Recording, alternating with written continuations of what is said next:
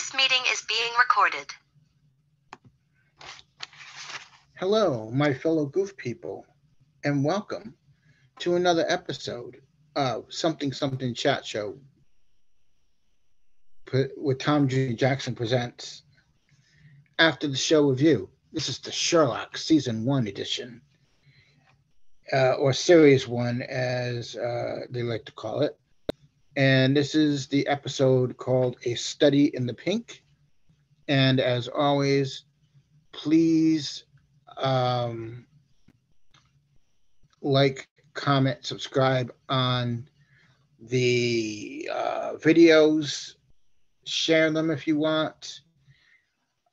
Check out the links in the description below for the Burnett Work and Positive Fandom. Check them out. Let them know that you heard about them from me.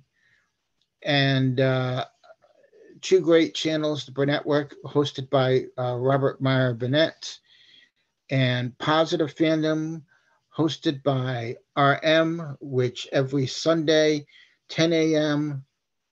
Eastern, 7:30 a.m. Pacific time, she has Sunday morning brunch live. Come, join the show. If you have a link to a website, a YouTube page, a Twitter, whatever, let us know, and we will share it for you in the comments, in the live chat on the page, and we will get it out for you. Because at Positive Fandom, the key is not only celebrating fandom, but celebrating the creators as well. And the Burnett Work is a great channel if you're into pop culture, movies, streaming, physical media, whatever. They got tons of great shows on there that you can check out. And it's hosted by Robert Meyer Burnett. So check out those two channels. That's for two channels. Now, as you can see, I'm coming to you from beautiful 221 Baker Street. So let's get on with the first episode of Something Something Chat Show with Tom Jr. Jackson presents After the Show, Sherlock Series 1 Review, Episode 1, A Study in the Pink. Now, in 2010, Stephen Moffat brought the most famous detective in storytelling history back to the big screen. Yes, I know at the time there was another show called Elementary, but this one was different. This one took place in England. And the thing was, is that he did this during the height of his run on Doctor Who. So essentially, he was running two very big and successful shows at the time. And for anyone that is a showrunner would know, you gotta keep up with what plot is what show you're doing, and is this working out in the long run? Am I going to get burnt out from this? It's either a showrunner, a YouTube channel host, anybody who has multiple jobs. It's just something that you have to think about. So for the first episode, the plot, A Study in Pink. It's basically like this. War veteran Dr. John Watson returns to London, is in need of a place to stay. By chance meets Sherlock Holmes, a consulting detective, and the two find themselves digging into a series of serial suicides. And from there, it's anyone's game. It's a great episode. Now, originally the show debuted on the BBC in July of 2010. There was an unaired pilot. And then in July of 2010, they released it, and then on PBS Mystery in America. PBS is the public broadcasting for those of you around the world. It's a public broadcasting station where they have shows like Sesame Street and science shows and documentaries and lots of things for education wise, and some great shows like This Old House and all that stuff. Um, so in October 2010, it debuted here in America. Now, at the time, Benedict Cumberbatch wasn't really well known yet in America. Martin Freeman was sort of known in America a little bit, probably on the underground comedy circuit for being his role of Tim on the British version of The Office, the original OG version of that show. Now, the episodes of Sherlock are based on stories by Sir Arthur Conan Doyle. And what I love about the show is seeing when Sherlock is in action and Sherlock is actually on the scene trying to figure out what's going on, what the plan is, like what are the clues that he's trying to find, and you see it go inside his head. Oh, you can see it working, the wheels spinning and stuff, and you see him working out things in his head, and the people around him look confused, they're in suspense, they're shocked, and he totally puts them down, like, shut up, don't speak, because it's like, I'm in the middle of a thought, don't interrupt me, don't, you get in that mood where you're in that zone where you're like, don't say anything. I got an idea. Hold on. It's right there. It's coming. And then someone says something and you automatically forget. Now, the co-creator of the show of Sherlock with Stephen Moffat is Mark Gatiss, who is also one of the producers. He did some writing on Doctor Who.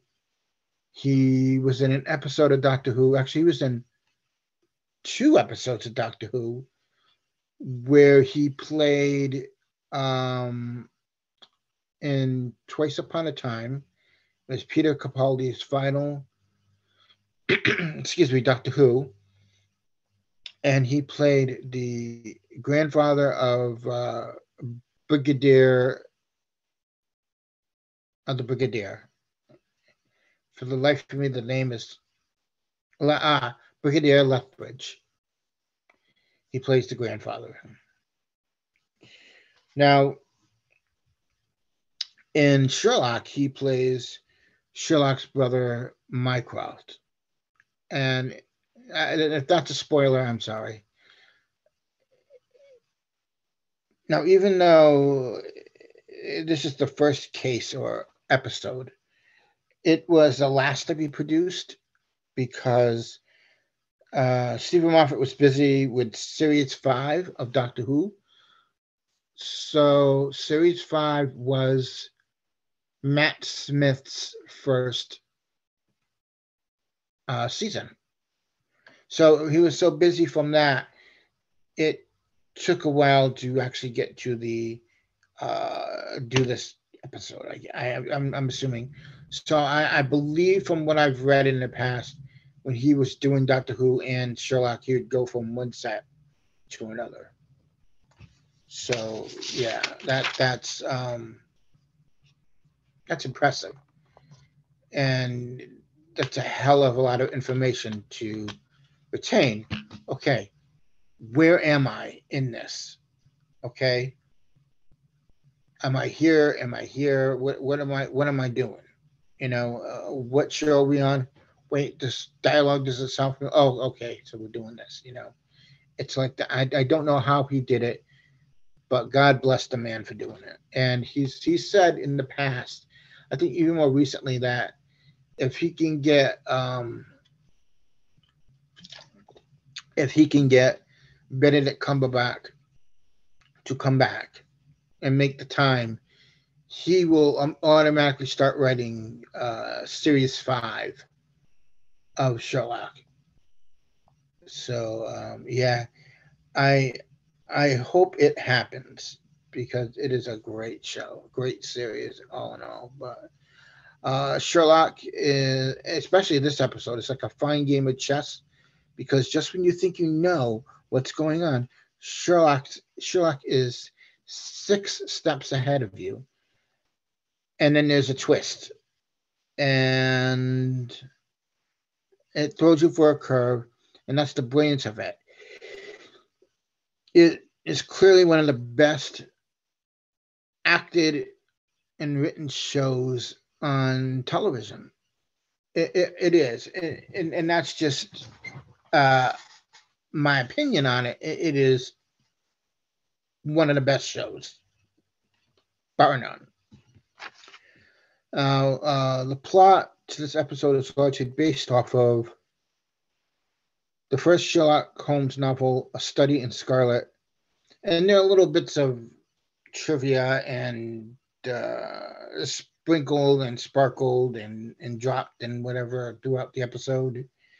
For example, Mrs. Hudson refers to Mrs. Turner, the landlady next door, and in the first Sherlock Holmes short story, the landlady was named Mrs. Turner.